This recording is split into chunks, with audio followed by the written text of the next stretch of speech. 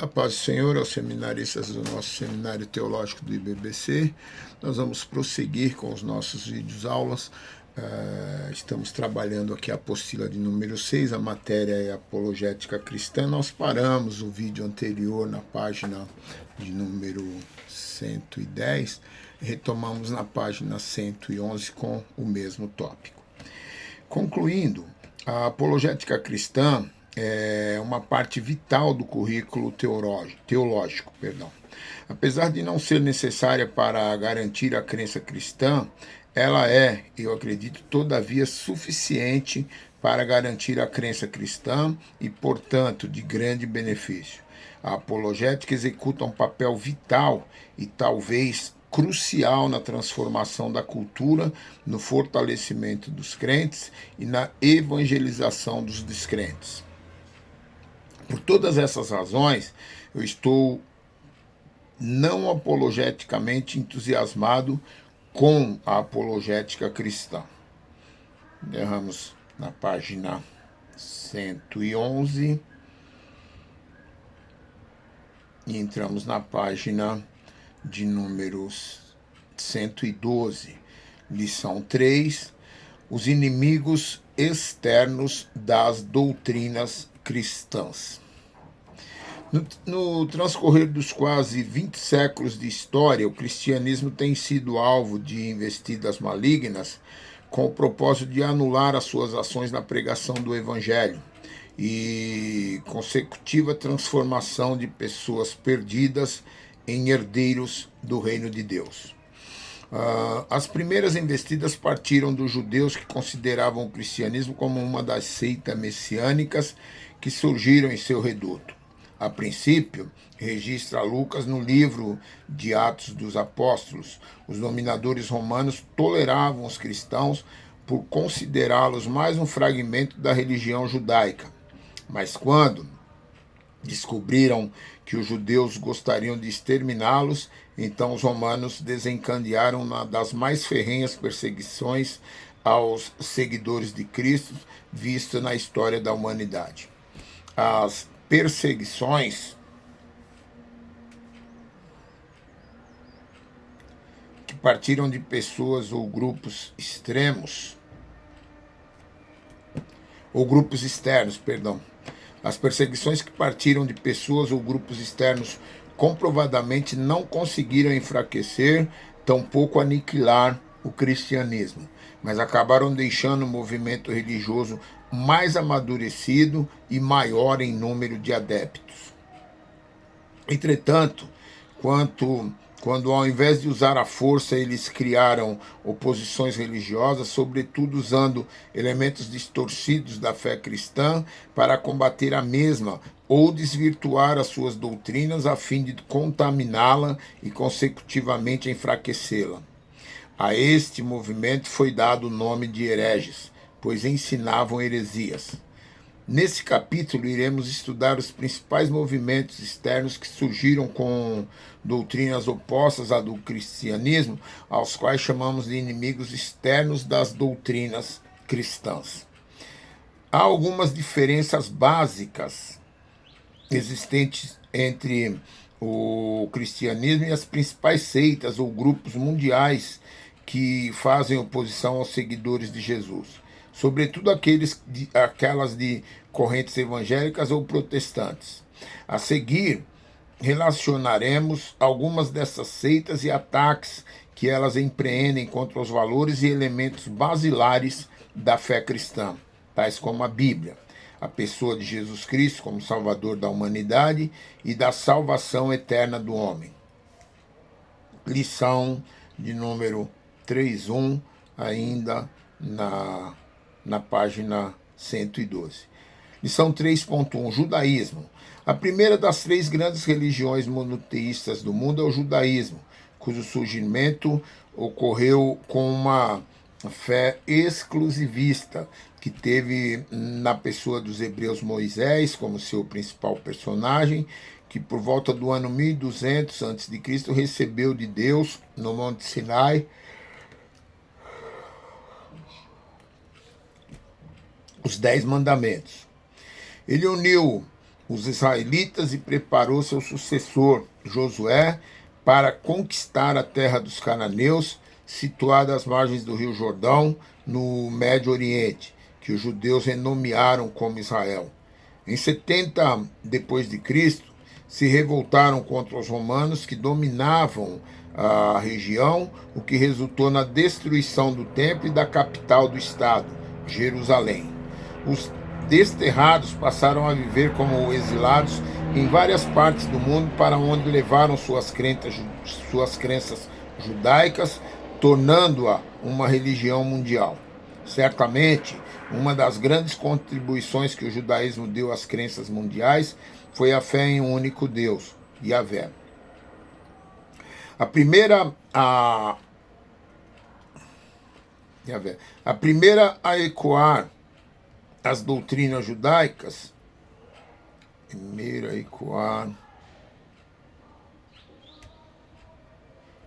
Deus.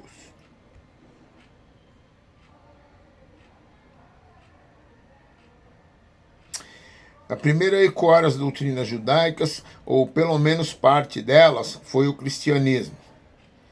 O cristianismo não apenas nasceu dentro do ambiente cultural e religioso judaico, mas principalmente porque é visto pelos cristãos como o herdeiro espiritual das promessas de Deus feita ao patriarca Abraão. Muito provavelmente seja essa a principal causa das perseguições religiosas desencadeadas nos primeiros anos do cristianismo por parte dos líderes religiosos judaicos no período que engloba o ministério, morte, ressurreição e ascensão de Jesus. Como se sabe,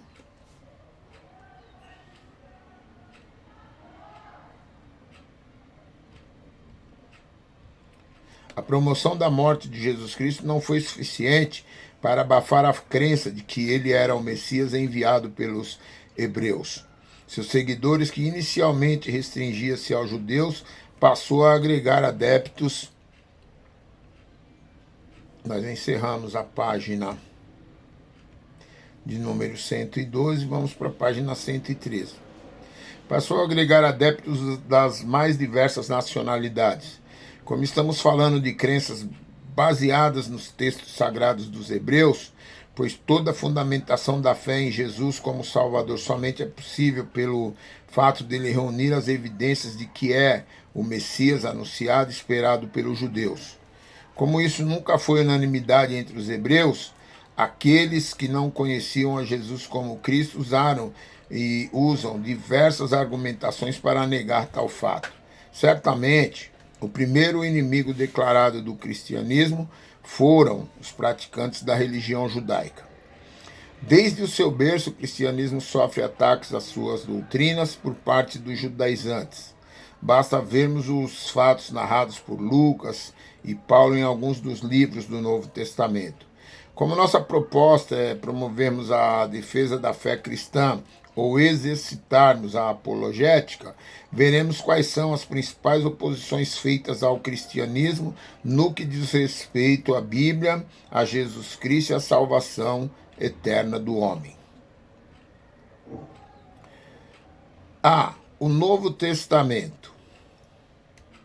Para os judeus da religião ortodoxa, também chamados de judaizantes, os textos que os cristãos agregaram aos escritos sagrados hebreus, que é composto pela Torá, o livro da lei, o Pentateuco, os livros dos profetas e os chamados escritos, que recebeu o nome de Novo Testamento, não passa de uma fraude. O que os cristãos chamam de Antigo ou Velho Testamento é o que eles têm como revelação última e única de Deus para a humanidade. Os judaizantes fazem a seguinte declaração: crer no Novo Testamento é impensável para nós, pois é uma coletânea de fraudes. Como algumas pessoas não têm condições de acreditar e obedecer na Torá, todas as religiões possuem atualmente alguma validade. Um dia no futuro, os sinceros virão buscar a Torá e adorar o nosso Deus. Quando o terceiro templo estiver dedicado ao Eterno, cessará essa validade. Somente o judaísmo remanescerá na terra, com suas festividades e a adoração ao único Deus, o Deus unissono, o Deus do Shema, Israel, ver Zacarias 14, 9, 16, 19. B.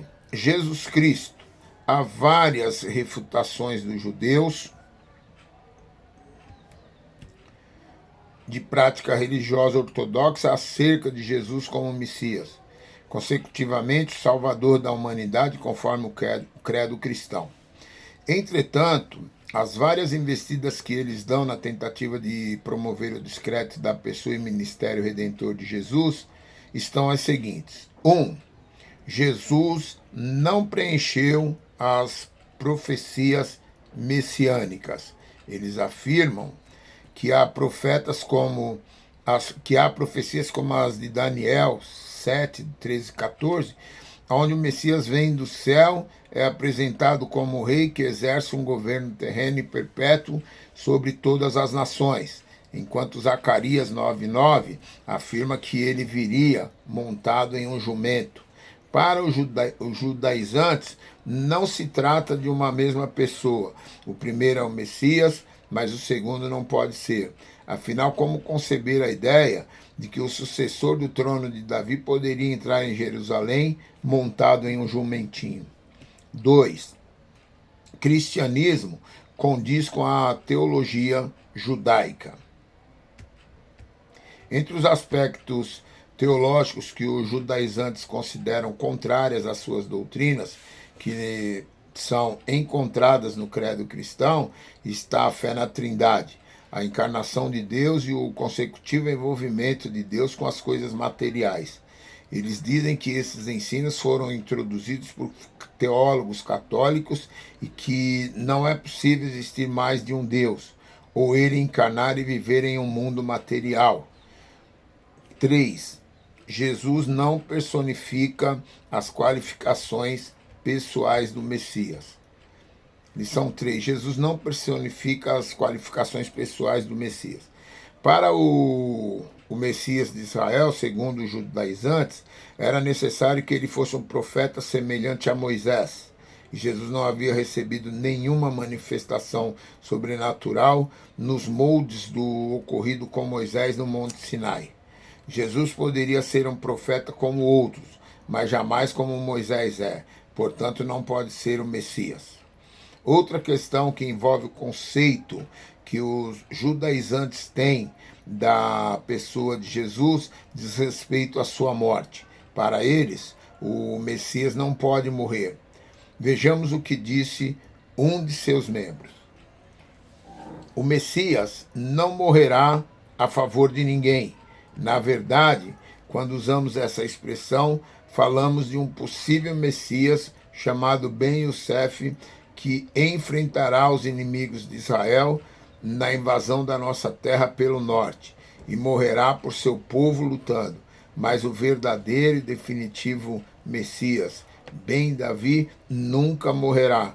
Por isso, Jesus não é Ben Davi, ele morreu. Até mesmo a explicação do texto de Isaías 42, 1-4, pelos cristãos em Mateus 12, do 18 ao 21, é fraudulenta porque omitiram justamente a frase de Isaías 42, 4, onde diz que o Messias não iria ser ferido de morte. Em hebraico,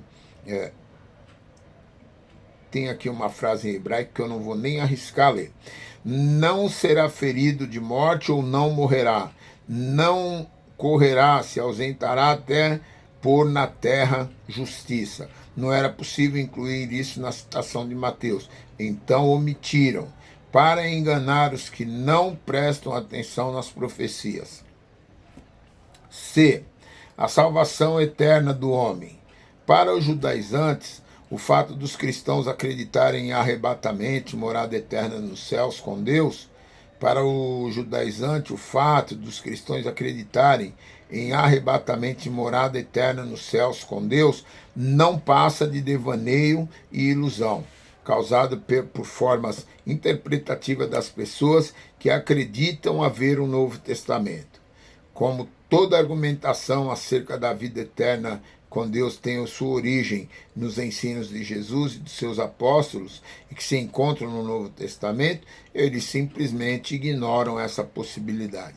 pois o conceito que tem da vida eterna não contempla a morada com Deus nos céus, mas um processo evolutivo onde os bons e os maus recebem sentenças específicas. Tudo isso não nos importaria como cristãos se não fosse o fato dos judaizantes considerarem as doutrinas cristãs acerca da vida eterna uma ficção e tratar com desdenho as convicções geradas pelos ensinos neotestamentários no que tange a vida eterna com Deus nos céus ou no inferno. Vejamos a seguir as principais crenças judaicas acerca do assunto. Na morte, a alma e o corpo, que formam uma entidade, se separam. O corpo é enterrado e volta à matéria, perdendo toda a sua conexão com a vitalidade. Já a alma é eterna e se transfere deste mundo para o próximo, um mundo totalmente espiritual. Essa transferência se dá por etapas, enquanto o corpo passa por um processo lento de decomposição essencial para a separação gradual entre o corpo e a alma. A alma judaica passa por vários estágios, se desligando gradualmente deste mundo. Primeiro a morte, depois o enterro, 3 dias após sua morte, 1 semana após a morte, 30 dias após a morte, 3 meses após a morte, 11 meses após a morte e, finalmente, 1 ano após a morte. Obviamente, existe um lugar onde as pessoas boas recebem uma recompensa e os maus são punidos. A alma precisa passar por uma série de purificações para poder entrar no Gran Éden, conhecido como paraíso. Muitos chamam essa fase de inferno ou purgatório, mas o judaísmo acredita que o inferno não é uma punição, mas um sofrimento espiritual, um processo de refinamento pelo qual a alma precisa passar. Encerramos a página 114. Para se purificar dos pecados cometidos e elevar-se nos diferentes reinos espirituais. Só então a alma vai para o Gran Éden, onde estuda os segredos mais profundos da Torá e é envolvida pela presença de Deus. Sabemos que parte desse conceito de eternidade ou vida pós-morte foi transmitida por Jesus.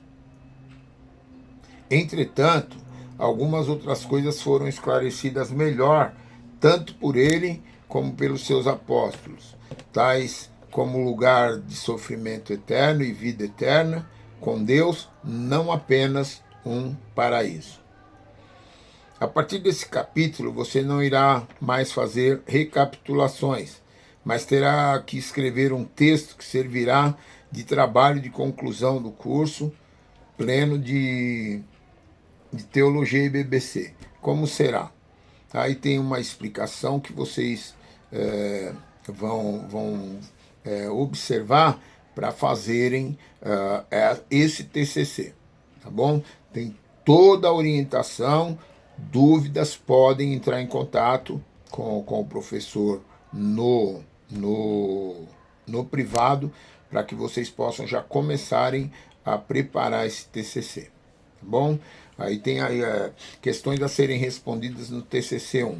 Quais são as evidências internas e externas que provam a inspiração divina do Novo Testamento? Quais são os textos bíblicos e suas argumentações que provam ser Jesus o Messias, uma vez que os judaizantes alegam que isso não se cumpriu? E 3. Quais as fundamentações bíblicas que provam que a crença cristã na vida eterna com Deus será o destino dos justos e o inferno para os ímpios e rebeldes? Ainda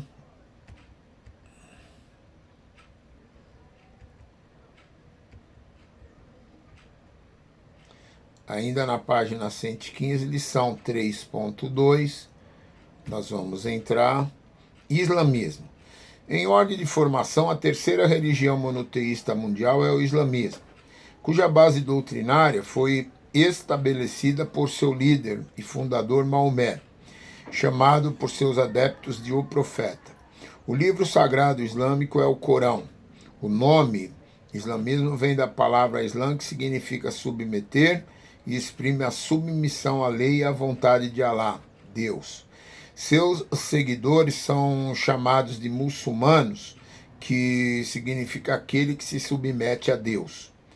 Maomé nasceu na cidade de Meca, na Arábia Saudita, que havia se tornado um centro de idolatria. Como qualquer membro da tribo Quraysh, Maomé viveu e cresceu entre mercadores. Aos 40 anos, Maomé começou a sua pregação, quando, segundo a tradição, teve uma visão do anjo Gabriel, que lhe revelou a existência de um Deus único. Khadija, única viúva rica que se casou com Maomé, investiu toda a sua fortuna na propagação da nova doutrina. Maomé passou a pregar publicamente sua mensagem, encontrando uma crescente oposição. Perseguido em Meca, foi obrigado a emigrar para Medina. No dia 20, nós encerramos aqui, emigrar para Medina, na página 115, prosseguimos no próximo vídeo, na página 116. Boa aula, Deus abençoe.